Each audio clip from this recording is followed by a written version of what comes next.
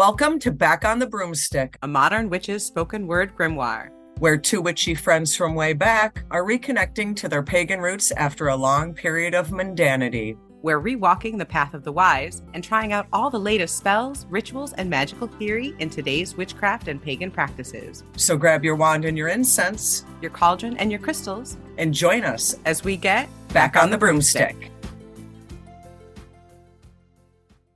Hi, and welcome to a 2024 edition of Back on the Broomstick. I'm Laylla.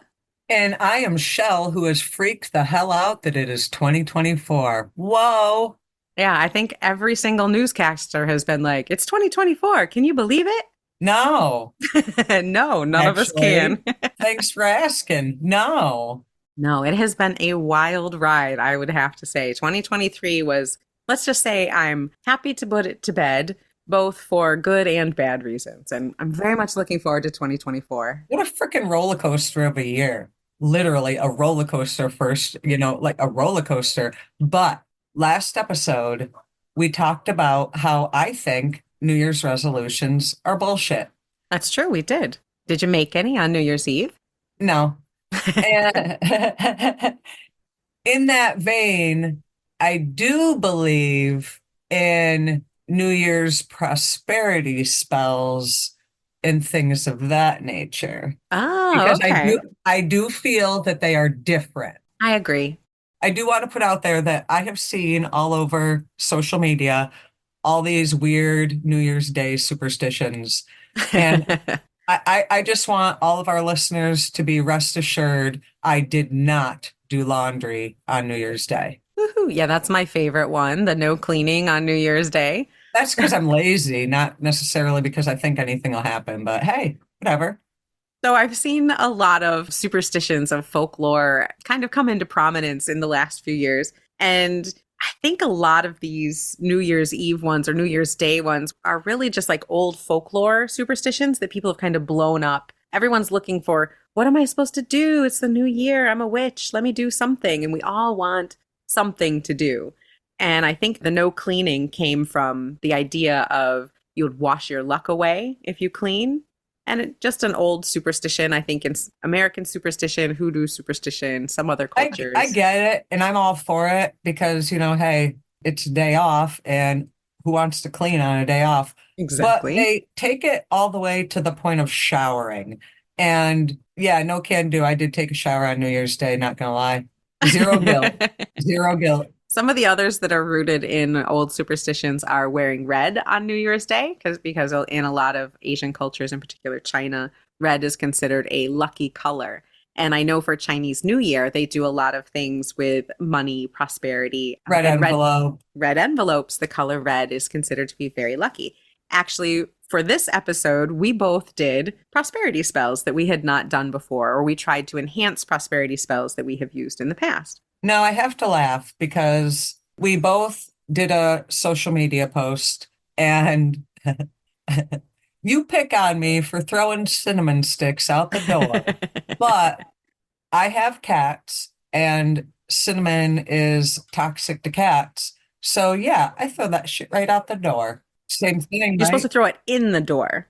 The idea is you throw it in your door or blow the cinnamon. So what we're talking about is what's called the cinnamon blow spell. And a lot of people do this on the first of the month. It's gotten to basically cult status. On the first of the month, everybody's saying rabbit, rabbit, rabbit. And everybody's saying, did you blow your cinnamon?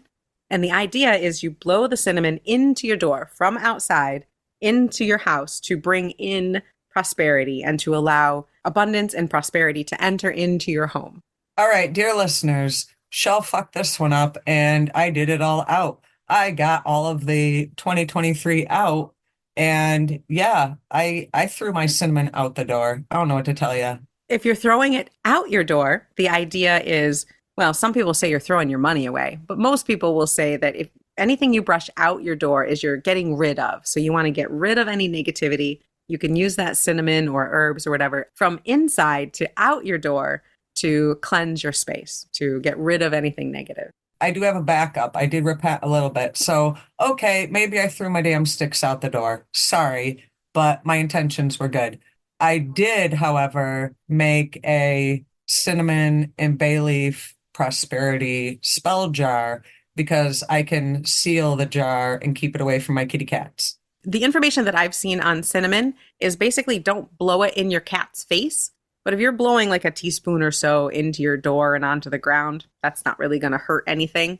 As long as they're not sticking their face right into it and you're not blowing it into their face, you should be fine with the cinnamon blow. But better safe than sorry. You can chuck that stick of cinnamon in. You can use it like a whistle and blow through the stick of cinnamon into your house if you don't want to throw it. And as Chelle found out in a very not so great way, you can light it on fire. It stinks. It does not smell like cinnamon. So if that is your expectation, forget about it. The cinnamon stick is kind of hard to get lit on fire. I do recommend using a longer lighter, like one you would use for a grill or something like that, because you're going to want to hold that flame on the end of the cinnamon stick for a minute. It'll flame and then it'll kind of smolder like an incense stick, and you can use it just like incense. Wave it around the front of your door, blow it into the front of your door, walk through your home. Cinnamon can be used for prosperity, protection, cleansing. And I know Chelle hates the smell. I kind of like it. It smells more like bark than cinnamon, but it smells nice. Now, do you know why people use cinnamon? Well, I mean, it is a herb that promotes prosperity and good luck. But if there's another reason, do tell. Nope, that's exactly it.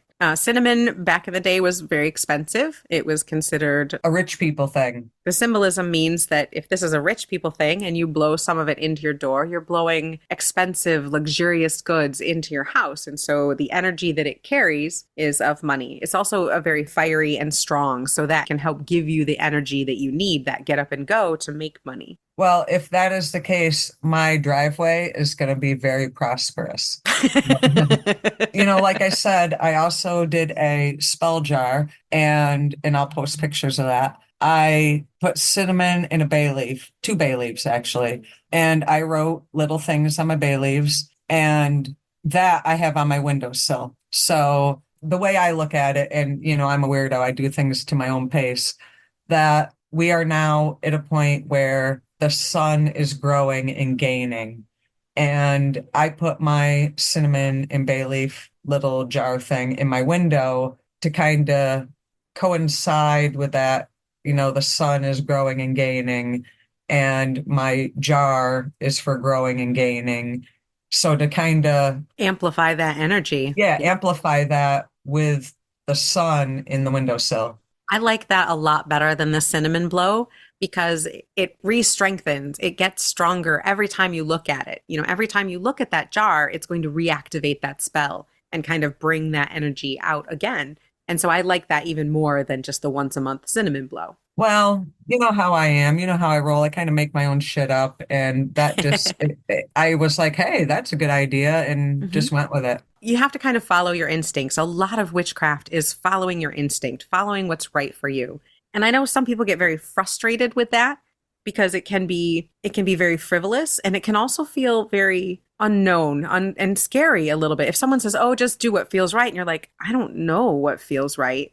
Sometimes that can be a scary place to be, but it can also be empowering. So I don't know. You got to kind of trust yourself, like Chelle does. Trust yourself, do what feels right, do your research, and then do what works. Well, and as much as you can, and you can trust a lot of the books out there, they're not the end all be all. And just like a shoe, different sizes for different folks, different strokes for different folks. And for me, throwing those sticks out the door, that was my intention. So I guess in my mind, it's going to work as much as if I was outside throwing them in. It really does. Because honestly, when you think about it, you walk out that door every day to go to work. Right. And so you're kind of following the cinnamon sticks. You're getting that get up and go, that energy to get up every day and do what you need to do to make that money. Following the money trail. So you can make it work. You can pretty much make anything work. So what I did is kind of similar to the jar that you did. I did the very popular money bowl spell. Now, you can do a money bowl spell at any time, but a lot of people like to do it at the beginning of the year. Either make one new or refresh an old one, and to keep that money bowl in a prominent place where you can feed it and to refresh it regularly to keep that energy going through the whole year. Now, I already have a question that I know a lot of our listeners already probably have too. So we preemptively posted on both Facebook and Instagram pictures of your money bowls. Okay. So I need you to take a moment and explain to me why the hell was one of them empty? Those are just the parts. That was the before when I had assembled I everything to put the gotcha. spell I together. gotcha. So I will actually, once this episode airs, I will actually put a picture of the money bowl put together. So the picture that's on our social media right now is kind of like, you know how chefs have all the ingredients like on TV to their different components of the. I gotcha. So I just put everything kind of around so I could have it all together. So when I do my spell, I have my charcoal there and I have some loose incense. I'm going to do a smoke cleanse of every item first and then put them together. So when I did the spell, I did a smoke cleanse of every item and then put them together. And I'll post a picture of it all together. So what a money bowl is again, this one is something that I did long time ago, more following the Chinese New Year celebrations, because I really liked the idea of the red envelopes of money for luck. And something I had heard was one common thing that people would do is put a small bowl with money in it by the front door. And the idea is, I guess it's part of feng shui and it allows the money to come into your home. Honestly, I thought that's just where people emptied their pocket of change when they got home from work. Maybe it is. But so I have a very small little cauldron that I would keep by my front door no matter where we moved. That little cauldron would get set up by the front door and some money would be put into it. And not necessarily every time we came in, we emptied our pockets of change into it. But when I would think of it, I would refresh it, and quote unquote, feed it a little bit of change throughout the year. So this money bowl spell, which, I've seen a few mentions of it here and there, but the last 5 years, my goodness, that cinnamon blow and the money bowl spells have exploded in popularity. If I don't see that 8 times in the first day or two of the month, strike me down. And quick side note, they do it at the beginning of the month, not really for any particular reason. You can do it anytime. Most people do it at the first for a couple different reasons. One is because it's easy to remember. If you get in a habit of, okay, it's the first of the month, I'm going to do my money spell or refresh my money bowl, that helps you to set a ritual and to set a habit. And your magical brain really likes that. And it also starts at the beginning. It's for new beginnings. It's for increasing numbers, because what happens after the first? Every number gets bigger and bigger. So that's another symbolic reason for doing it on the first. These money bowls seem to be kind of more of an advanced version of the Chinese lucky money bowl by the door. And it incorporates a bunch of different symbology. The round bowl, which its roundness symbolizes fullness. Bowls hold food, they hold things. And then usually what you'll see in it is rice, money, a green candle, and sometimes other green stones or green herbs. I used those and a couple other things as well. Now, I beg to differ for a second on one of your ingredients. Okay. What ingredient? Rice. Ooh, what do we differ about it? I'm not a cooker. Mm-hmm. My children were raised on a toaster oven, okay? And they're proud of it. And I never always had rice around. I did beach sand in money bowls. Why? Because I wanted to. Does it matter? Not to me. Again, I just kind of beat to my own drum and I like the sand better. I don't know. That works. That's fine. The inclusion of the rice is because rice itself is a symbol of wealth. Having rice meant you could eat. And so historically, rice has come to be very much associated with money. We even, in America, how often do people throw rice at weddings to symbolize abundance and fertility in the marriage? That's not good for the wildlife, just saying. No, it is not. We don't do it so much anymore, but that's why people used to do it. It was that idea, because rice itself symbolized fertility and abundance, that when you threw it on the couple, that they would get prosperity, fertility, and abundance. In Hindu mythology, it's a symbol of fertility and good health. In Japan, rice was supposedly a gift from the goddess Amaterasu, and so it's associated with the sun goddess. But in lots of cultures, rice is considered to be prosperity. So that's one ingredient you could include. Or I also use sand. One of the bowls you'll see in that picture has a little bit of sand in it, and that's from a very sacred place that's very magical and special to me. So I wanted to include that as well. I also have sunflower seeds that I got at the Parliament of World Religions. And I included sunflower seeds because the bright big gold sunflowers symbolize the sun. They symbolize coins and wealth. Sunflower seeds themselves can be considered a form of wealth. So I wanted to add those in. Seeds, new beginnings. I also have salt. I also put salt in there. And salt is used a lot of times for preservation, for protection, to keep things cleansed and grounded and going in the right way. But salt has also been used historically as money, as currency. Roman soldiers were paid sometimes in salt. The money that I chose, I have a silver certificate dollar bill and I have a $2 bill because it's real money, but it's fantastic. And I wanted some fantastic money to come to me. And a green stone, a white candle, 3 bay leaves to write my, prosperity, abundance, and success on, maybe a sigil. But yeah, so I did that. And I also, the bowl that looks empty has a shed cat's claw in it. That's the bowl that I use to put everything together and create the money bowl. Do you know why I used a shed cat's claw? Why? Cat's claws symbolize tenacity and they symbolize strength and protection. And have you ever tried to pick up a cat off of a couch or a bed and try to put it like in a kennel? Oh, yeah. Yeah. And their claws dig in and they don't let go. And so I wanted to bring that strength. I have a tendency sometimes I get scared. I get imposter syndrome or something. And I tend to let things go. And I don't want to let things slide this year. I want to make sure to stick with it, to have that tenacity. And so I saw this shed cat claw and decided to include that, to bring those energies into the spell. And just like Chelle said, you don't have to go with what you see online. Those are a good place to start, and there's reasons behind every single thing that someone picks. I mean, green is a pretty easy association. Here in America, a lot of our money is green. We call green the color of money. So you can put green things in there. You can put real money in there. Whatever that you associate with wealth and success. Or like me, I need something to give me some tenacity and some kind of stick-to-itiveness. And that cat claw worked perfectly. So you just really have to pick your symbols and what works. And just like Chelle, it doesn't have to be the same thing that everyone else does. If something screams money to you or says, hey, I need to be in this spell, just go with it. Now, I wanted to do another thing and it didn't work out, but I had an amazing discovery. This is like the craft discovery of a lifetime here. So, you know how people do the pine cone thing and you write things on the pine cone, you write things on paper and stick it between I don't even know what to call it, not branches of the pine cone. Petals? Like Yeah. the petals? Oh, yeah, that's a great spell. And you know how it needs to be really dry to like open up wide to get the paper.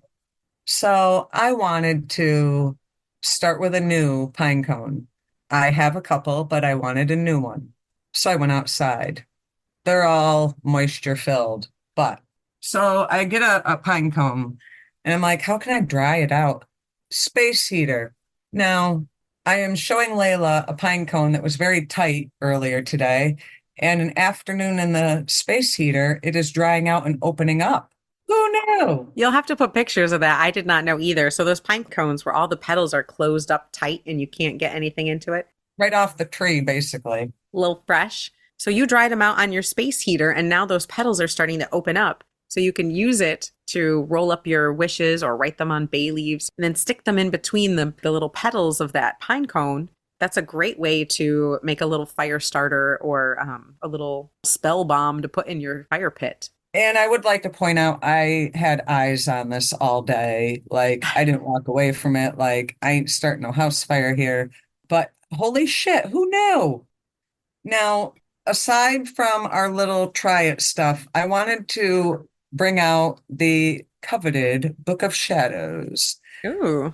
This is going back to my third Book of Shadows. The very first page is dated 2000. In the year 2000. Wow. Blast from the past. Taking it back a minute.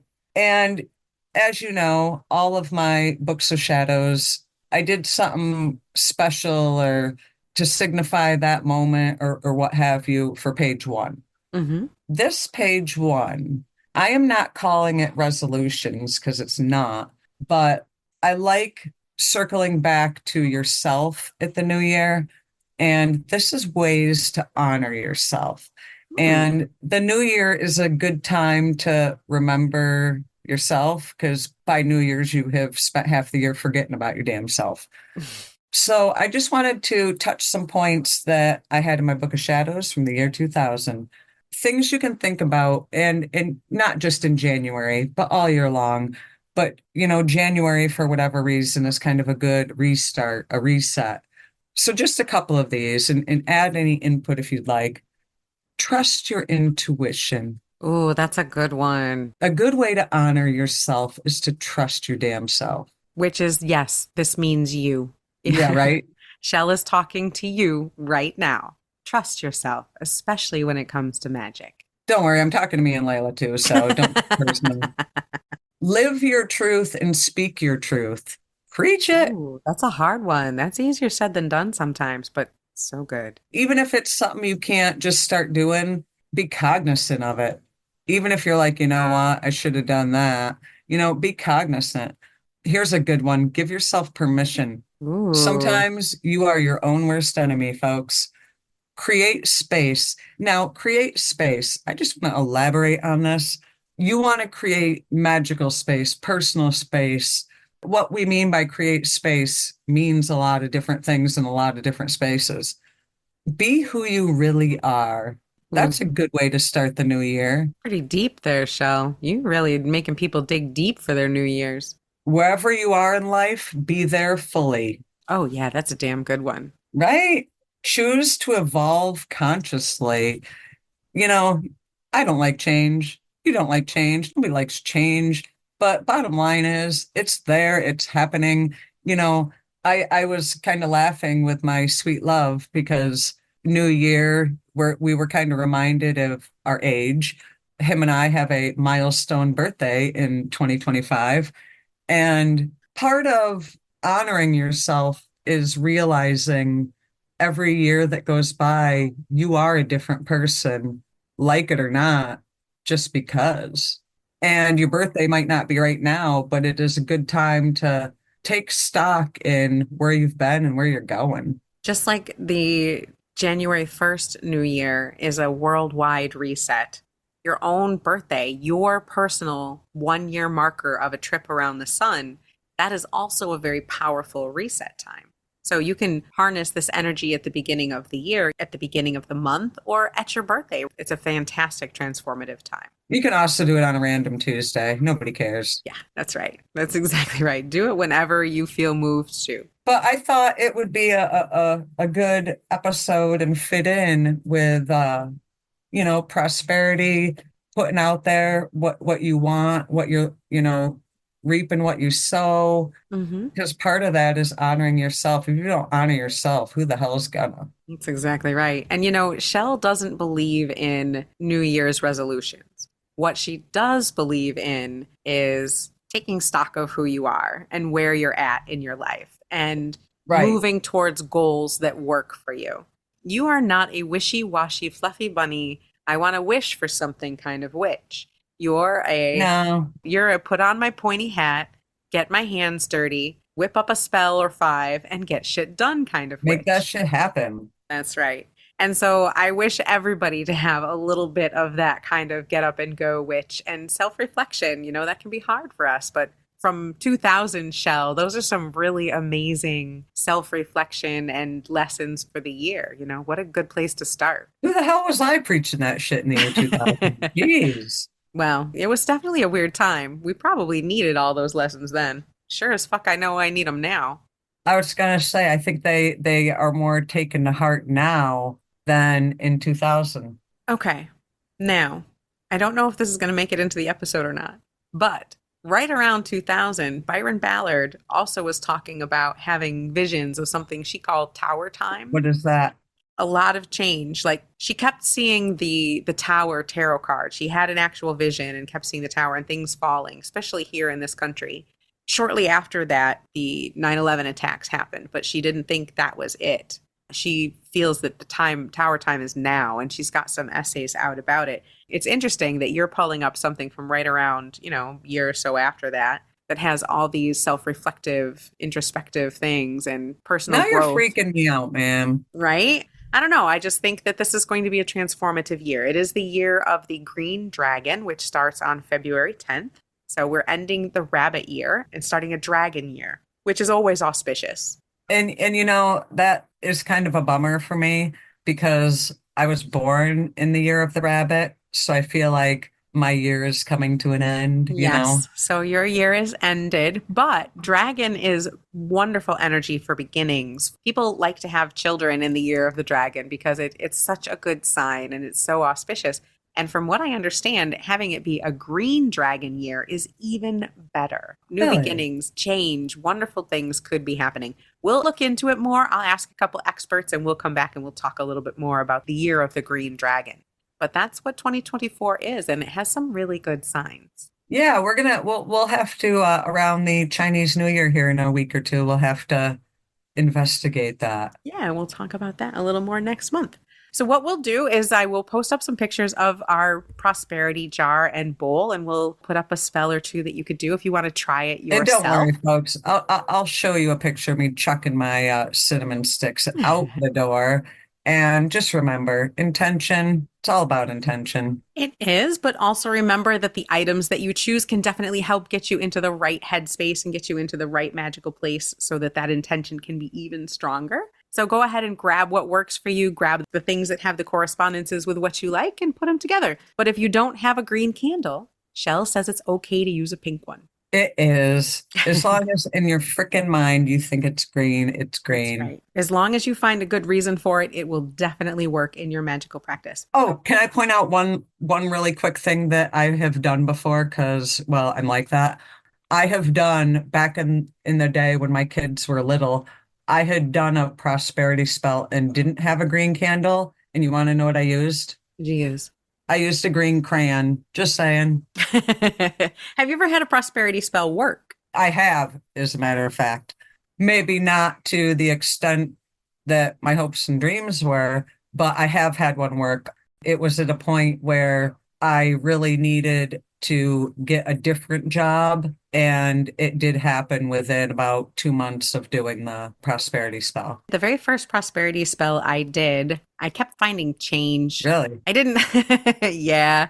I think part of it is I didn't word it very well. It was something to the effect of, I hope I find a little bit of money and the universe took me seriously and I found a little bit of money. But the next time I was a little more serious about it. And I have used them, before big interviews or, when wanting a change in job. And they've worked pretty well for me in the past. And that was the context in which I used it. Actually, this is when I lived with you and we had a shared employer and I was not happy with that shared employer anymore. And I wanted something different. And I also needed something with a little bit higher pay. And I landed it. And that was about 2 months after I had done something. Yep. So they definitely work. I've seen a lot of anecdotal things online where other people have mentioned that they work. This Money Bowl one seems to be very, very popular. I see people do it a lot. So we will keep you guys updated on the success or failure or what happens with the money jar and the money bowl going forward. So we'll see what happens. Maybe I'll win the lottery. What is it? 800 million? Well, I was thinking I'd be happy with just some land in the woods. Is that all? That's all you want? It's like a little homestead in the woods. Yeah. We'll call it the back on the broomstick Covenstead or some bullshit. I don't know. There you go. But we hope you all have a great and prosperous new year. We hope that your prosperity bowls work, your money bowls work. We'll put some good vibes out in the universe for all you guys in your prosperity spells. And cheers, man. Here's to 2024. Let's make good things happen. Oh, it's going to be fantastic. There's so much in the works. We have a lot of people lined up to be on the show. We are joining other people on their podcasts, going to festivals. Can't wait to see some of our fans in person. I'm so excited. And I'm excited that the sun is returning because I'm sick of being cold and I'm sick of the dark. I am ready for spring. Bring it on. Absolutely. So thank you all so much for listening to Back on the Broomstick. We will see you next Friday. Don't forget to subscribe, do all those weird things that social media want you to do because we appreciate it. Thank you for listening. Be wise, be wicked. Don't forget, keep it witchy.